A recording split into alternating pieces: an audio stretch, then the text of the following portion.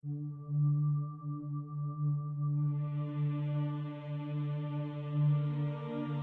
الله الرحمن الرحيم.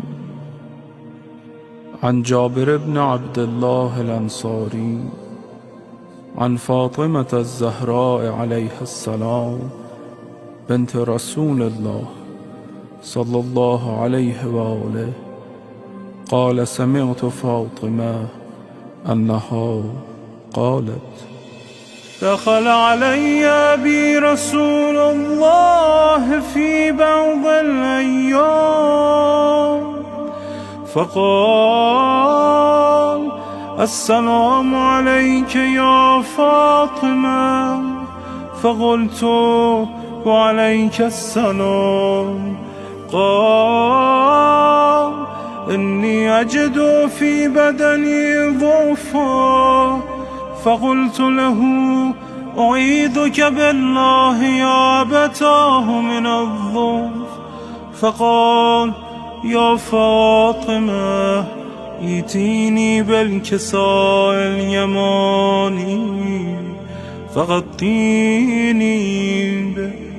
فأتيته بالكساء اليماني فغطيته به وصرت أنظر إليه وإذا وجهه يتلمع كأنه البدر في ليلة تمامه وكماله. فما كانت إلا ساعة وإذا بولدي الحسن قد أقبل وقال: السلام عليك يا أمه. فقلت: وعليك السلام يا قرة عيني وثمرة فؤادي. فقال: يا أمه، إني أشم عندك راحة طيبة كأنها رائحة جدي رسول الله. فقلت: نعم، إن جدك تحت الكساء. فأقبل الحسن نحو الكساء وقال: السلام عليك يا جدا يا رسول الله، أتأذن لي أن أدخل معك تحت الكساء؟ فقال: وعليك السلام يا ولدي ويا صاحب حوضي، قد أذنت لك. فدخل معه تحت الكساء. فما كانت إلا ساعة وإذا بولدي الحسين قد أقبل وقال: السلام عليك يا أمه. فقلت: وعليك السلام يا ولدي ويا قرة عيني وثمرة فؤادي. فقال لي: يا أمه، إني أشم عندك راحة طيبة كأنها راحة جدي رسول الله. فقلت: نعم، إن جدك وأخاك تحت الكساء. فدنا الحسين نحو الكساء وقال: السلام عليك يا جده، السلام عليك يا من اختاره الله، أتأذن لي أن أكون معكما تحت الكساء؟ فقال: وعليك السلام يا ولدي ويا شافع أمتي، قد أذنت لك. فدخل معهما تحت الكساء. فأقبل عند ذلك أبو الحسن علي بن أبي طالب وقال: السلام عليك يا بنت رسول الله.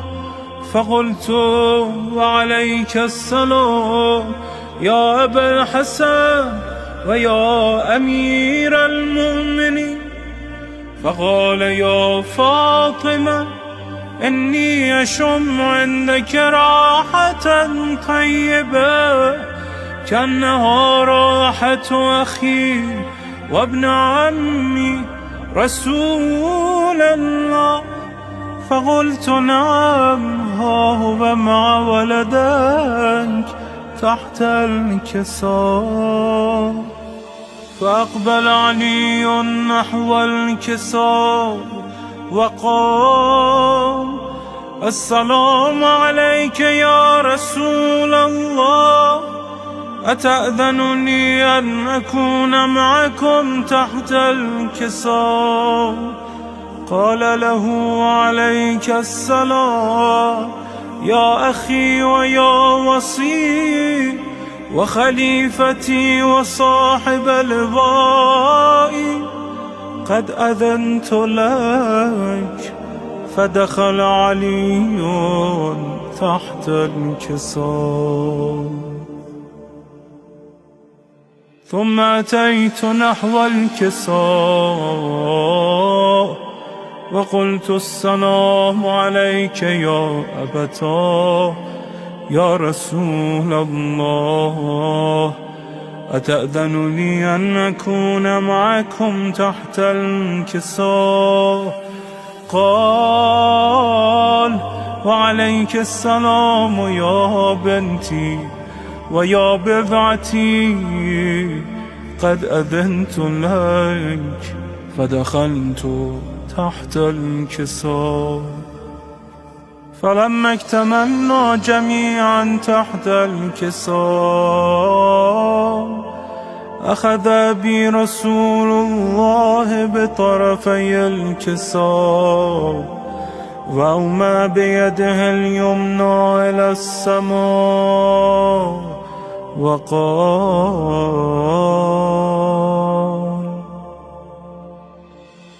اللهم إن هؤلاء أهل بيتي وخاصتي وحامتي، لحمهم لحمي ودمهم دمي، يؤلمني ما يؤلمهم ويحزنني ما يحزنهم. أنا حرب لمن حاربهم وسلم لمن سالمهم وعدو لمن عاداهم ومحب لمن أحبهم.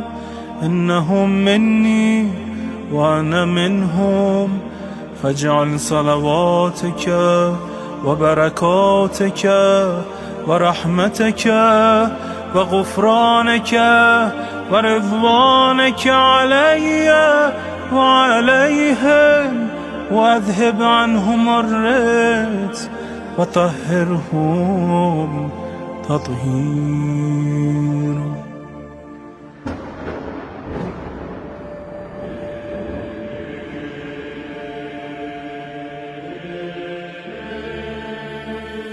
فقال الله عز وجل: يا ملائكتي ويا سكان سماواتي، إني ما خلقت سماء مبنية ولا أرضا مدحية ولا قمرا منيرا ولا شمسا مضيئا ولا فلكا يدور ولا بحرا يجري ولا فلكا يسري إلا في محبته هؤلاء الخمسة الذين هم تحت الكساء.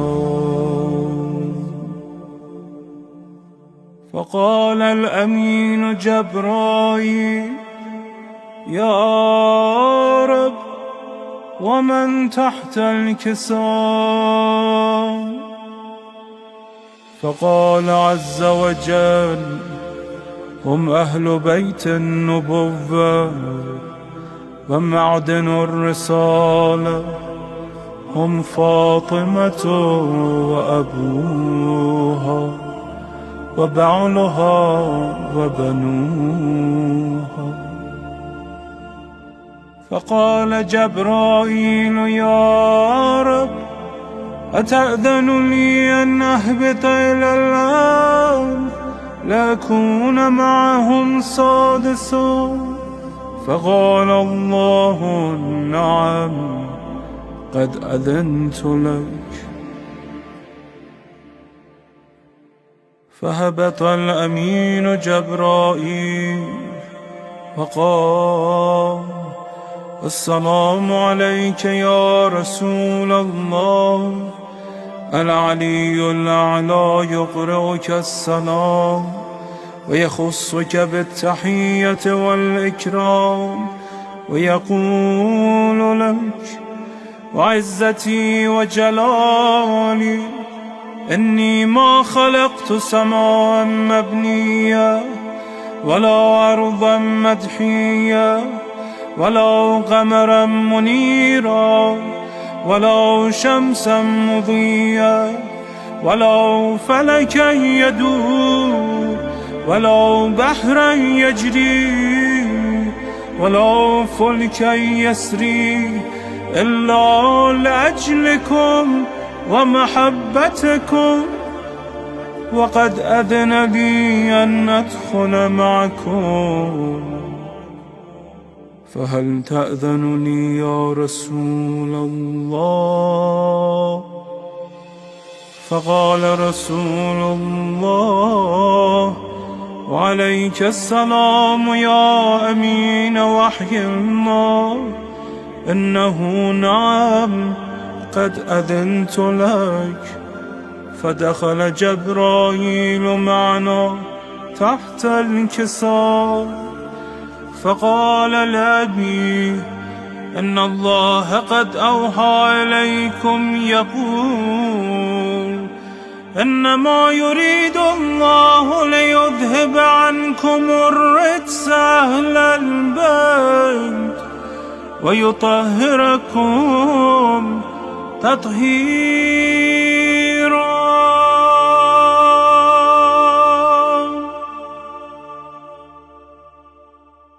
فقال علي لأبي يا رسول الله أخبرني ما لجلوسنا هذا تحت الكساء من الفضل عند الله.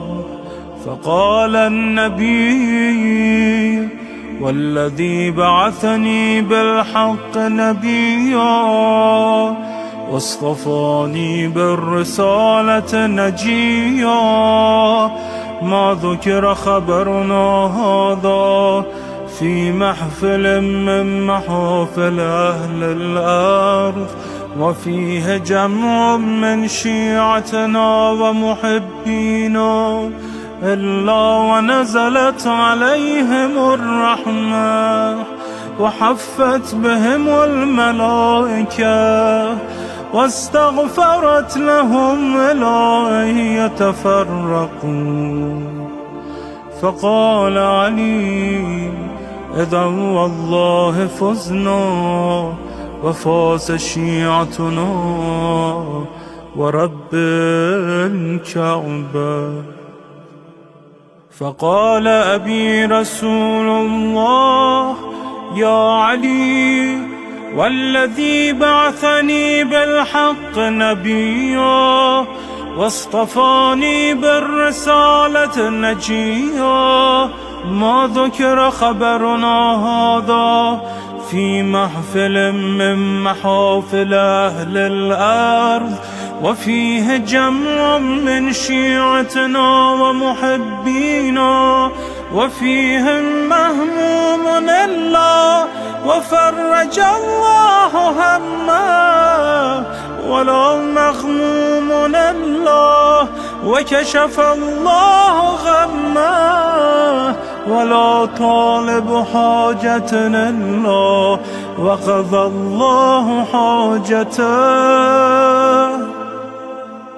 فقال علي: إذا والله فزنا وسعدنا، وكذلك شيعتنا فازوا وسعدوا في الدنيا والآخرة. ورب الكعبة